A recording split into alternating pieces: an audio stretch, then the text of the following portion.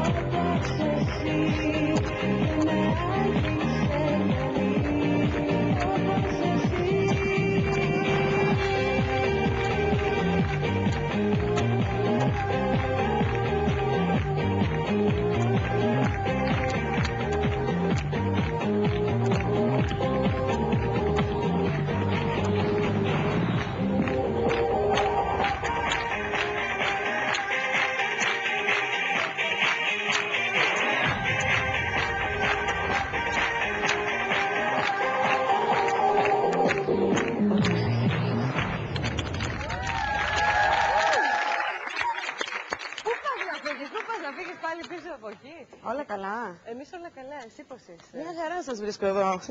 Είδες τι ωραία παρέα? Ζεστά, ζεστά. Λοιπόν, πολύ οφείλω ωραία. να Καλά σας στα παιδιά. Ναι. Τι όμορφα κορίτσια είναι αυτά. Είδες τι Μια παιδιά πιο έχει η όμορφη Κύπρος? από την άλλη βέβαια. Στην παρέα μας είναι η Τερέζα, στην παρέα μας είναι και ο Ανδρέας Φαλάς. Γεια σου Αντρέα. Και εγώ. Είδες τι ωραία που κάνουμε και γνωριμίες εδώ. Βεβαίως. Λοιπόν, Τερέζα, που μας ήρθες ταλαιπωρημένη διότι είχες καθυστερήσεις, είχες από εδώ, είχες από εκεί. Όμως είσαι εδώ μαζί μας και αυτό είναι το σημαντικό. Και είμαι και πολύ χαρούμενη. Πολύ χαρούμενη. Έχω καιρό να έρθω στην Κύπρο και... Πόσο καιρό? Και σου αρέσουν και τα ταξίδια, ξέρω, Ναι. οπότε δεν ήταν Πάει άσχημα. καιρός. Τουλάχιστον 2 χρόνια πρέπει να έχω. Μάλιστα. Χαίρομαι πολύ που εμείς σταθήκαμε αφορμή να ξαναταξιδέψεις εδώ κοντά μας και μιλώντας λίγο για τη δουλειά σου, ετοιμάζεις τίποτα? Τώρα παρουσιάσαμε καταρχάς το καινούριο βίντεο κλιπ, το όπως εσύ, από το τελευταίο μου CD Flying to the Moon, το special album βεβαίως, που κυκλοφορεί αυτήν την εποχή, με ξένα και ελληνικά τραγούδια. Μπράβο. Και έχει πολλές εκπλήξεις σαν CD, είναι 18 τραγούδια, έχει το γνωστό Flying to the Moon και άλλες εκδοχές του Flying to the Moon. Ναι, τα διάβαζα. Εγώ πήρα αναλυτική κατάσταση και κάτι διάβαζα. Αλλά υπάρχουν και πολλά ελληνικά, όπως είναι το όπως εσύ, το τι να μας κάνει η νύχτα του Κώστα Τουρνά, που έχει γίνει πολύ ατμοσφαιρικό. Πιστεύω ότι σε αυτό το CD όσο περισσότερο κανείς ακούει έτσι, το ένα μετά το άλλο, ίσως θα μπαίνει στο πνεύμα. Θα δυσκολευτεί να επιλέξει τι του ταιριάζει, γιατί έχει και ξέρεις ρυθμικές στιγμές που είναι και προς το καλοκαίρι. Είναι καλό να εναλλάσσουμε έτσι όμως. Ναι, ναι. Δεν μπορούμε και έχει να πούμε. τις μπαλάντες.